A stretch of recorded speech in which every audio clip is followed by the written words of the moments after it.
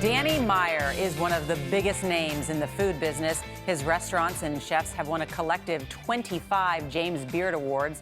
But when we sat down to talk about his global success, Meyer talks less about food and more about his other secret ingredient. Okay.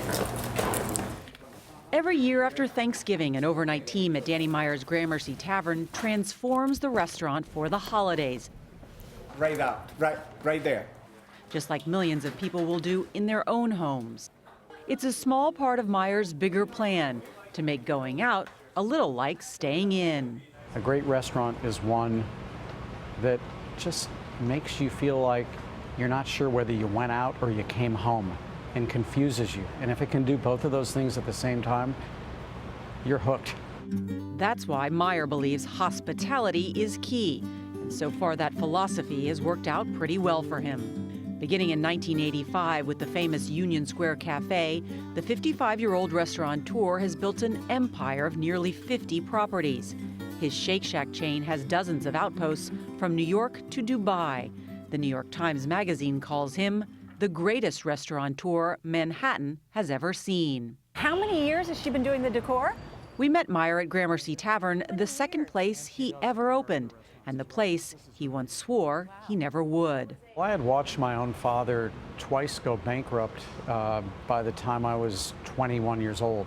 And I'll never forget, that just made such a lasting impact. And I think incorrectly, in retrospect, I associated his bankruptcies with expansion. And it took me a lot of years and self-discovery to realize, number one, I'm not my dad, but number two, it wasn't expansion that made him go bankrupt. It was the absence of surrounding himself with people who could do things even better than he could do them. How did you discover that, though?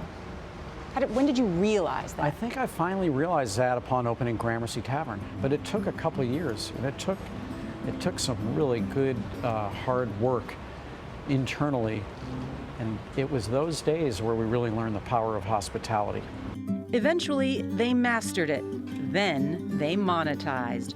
Call it the Meyer touch. From juice bars to airport food, he can turn just about anything to gold. Companies around the world clamor for his business advice. What do you think it is about what you've done with restaurants that makes Fortune 500 companies want to talk to you? What can you tell them? Whoever you are, whatever business you're running, we've all been commoditized. The internet has made it so that what we do really, really well, as soon as the word gets out that we do it well, someone's going to copy how we do it. But the one thing that cannot be copied is how we make people feel. So what is the key then to great hospitality?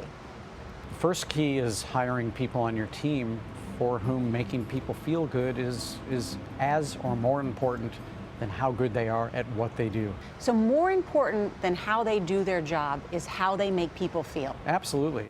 Even when it comes to the kitchen.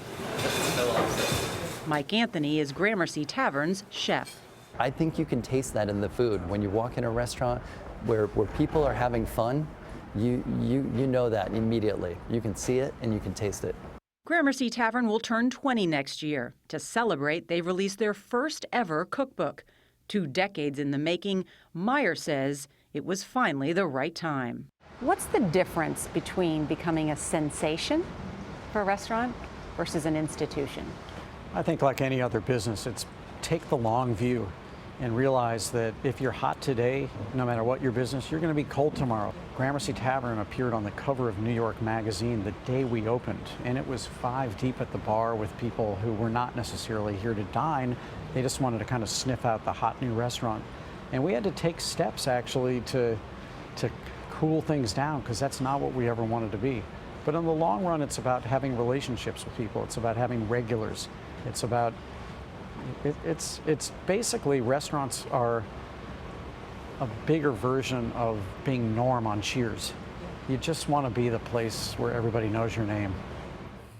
Nice. He's got this new cookbook called the Gramercy Tavern Cookbook. It's on sale now. He rarely writes cookbooks. He wrote a book called Setting the Table, which I know. Remember that. One of my favorite, a great book, no matter what business you're in, the lessons in that book are tremendous. My husband, who's a restaurateur, they encourage all their managers to read that book. I mean, he's really a master at what he does and a good guy. Can we say the food's good too? Absolutely. Yeah, the food bad. place is Not too bad. fantastic. That was Yeah. nice.